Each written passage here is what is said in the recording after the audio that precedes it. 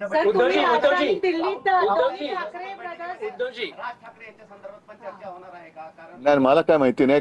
आणि त्याच्यावर चर्चा करण्याची दुसऱ्याला कोणाला गरज नाही.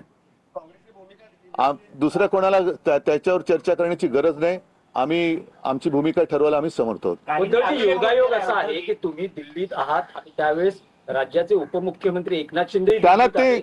मी त्यांनी काल अमित शहा आणि नरेंद्र मोदींची भेट घेतली. बघा, मला त्यांचं असं म्हणणं आहे की आम्ही जे दुसरे म्हणजे तुम्ही जे आलेले आहात ते ज्यांनी बाळासाहेबांनी ज्यांना विरोध केला त्या मार्गाने ते निघालेले आहेत आणि आम्ही लोककल्याणकारी मार्गाकडे निघालेलो. त्यांचं एवढे ते त्यांचा विचार किंवा त्यांच्या याला उत्तर देण्या एवढे ते काही महान नाहीत. शेवटी गद्दार हा गद्दार असतो, त्याच्यामुळे गद्दाराच्या मताला मी काही किंमत देत नाही. नाही, पण ज्या त्यांना भेटी घ्याव्या लागतात उद्धवजी त्यांच्या मालकाला ते भेटायला आले असतील तर त्यांच्या मालकाला ते भेटायला आले असतील तर आपण त्याच्यावर काय बोलू शकतो. सर, तुम्ही इंडिया ब्लॉकचे पार्ट आहात. दोन्ही ठाकरे ब्रदर्स एकत्र आल्यानंतर तुम्ही पहिल्यांदा राजधानी दिल्लीत आलात. तर जेव्हा इंडिया ब्लॉकची बैठक होणार त्यात मी उत्तर दिले. नाही, पण त्यात म्हणजे ठीक आहे, पुढे हे होणार का? एक विषय जो अतिशय महत्त्वाचा आणि गाजतोय सकाळपासून तो म्हणजे ट्रम्प टॅरिफ संदर्भातला. आता 50% ट्रम्प टॅरिफ आपल्याला लागू होणार आहे. सिंदूर असेल किंवा आता जे ट्रम्पने लागू केलेलं टॅरिफ असेल, पंतप्रधान यावरती कुठेच बोलताना दिसत नाही. आज तुम्ही आलं तर बोलतं करणार.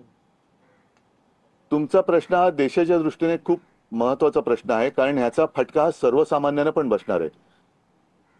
ट्रम्प आपल्या देशाची म्हणजे मोदींची अक्षरशः थट्टा करतायत, खिल्ली उडवतायत आणि आपण त्यांना अजिबात एक अवाक्षराने सुद्धा उत्तर देऊ शकत नाही आहोत. त्यांना जाब विचारणं तर सोडाच, पण त्यांना एका अक्षराने काही उत्तर देऊ शकत नाही आहोत. शेवटी आपला देश, आपल्या देशाचं सरकार चालवतोय कोण? देशाचं सरकार चालवतोय कोण? आणि म्हणून तुमच्या कदाचित आठवणीत असेल की शिवसेनेचा वर्धापन दिन जेव्हा झाला 19 जूनला, त्यावेळेला मी माझं एक मत व्यक्त केलं होतं की आज आपल्या देशाला पंतप्रधानांची गरज आहे, आपल्या देशाला परराष्ट्र मंत्र्यांची गरज आहे, संरक्षण मंत्र्यांची गरज आहे, गृहमंत्र्यांची गरज आहे.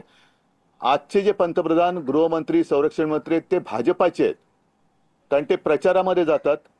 अगदी सिंदूर म्हणजे पेहलगामचा हल्ला झाल्यानंतर सुद्धा मोदीजी आले, पंतप्रधान म्हणून देशाचे असते तर ते पेहलगामला गेले असते, पण ते बिहारला गेले. त्याच्यामुळे हे सगळे भाजपाचे प्रचार मंत्री आहेत. एकूणच हे सरकार अपयशी, असफल आणि असहाय्य आहे. यांना कोणती परराष्ट्र नीती नाही. परराष्ट्र नीती यांची पूर्णपणाने अपयशी ठरलेली आहे. कोणतेही असं खंबीर धोरण नाही. म्हणजे एकदा अमेरिका तिकडनं डोळे वटारत असताना आपले मला वाटतं हे कुठे गेले डोल, रशिया, पंतप्रधान चीनला चाललेत. आता असं म्हणतात, मला माहिती नाही, तुमच्याकडे माहिती असेल की चीन बरोबरचे संबंध हे सुद्धा त्यांच्या मित्रासाठी काहीतरी नवीन दरवाजे उघडतात की काय.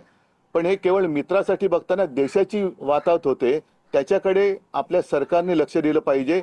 आणि एकूणच परत सांगतो की हे सर्वच बाबतीत, विशेषतः परराष्ट्र नीतीमध्ये पूर्णपणे अपयशी ठरलेलं सरकार आहे.